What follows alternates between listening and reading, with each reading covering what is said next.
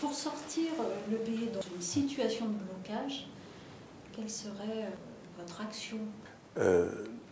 La France ne sortira pas des blocages si nous ne recréons pas le socle de confiance dont un gouvernement de crise a besoin. C'est pourquoi la responsabilité des gouvernants d'aujourd'hui et de François Hollande est très grande, parce qu'il a eu sa chance au début de ce quinquennat.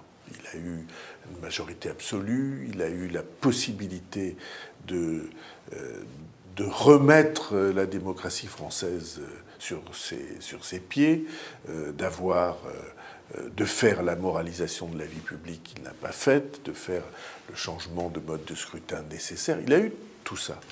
Il ne l'a pas fait.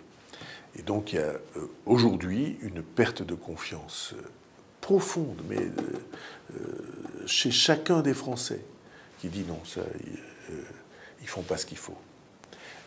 Et pire encore, ils disent ils ne le feront pas. Pour reconstruire le socle de confiance, il faut une vision, il faut une force d'entraînement pour que cette vision soit partagée par le pays, un peu comme ça s'est fait en 1958. Il faut du courage et il faut ne pas hésiter à faire appel au peuple si une question est bloquée par des intérêts divers et variés.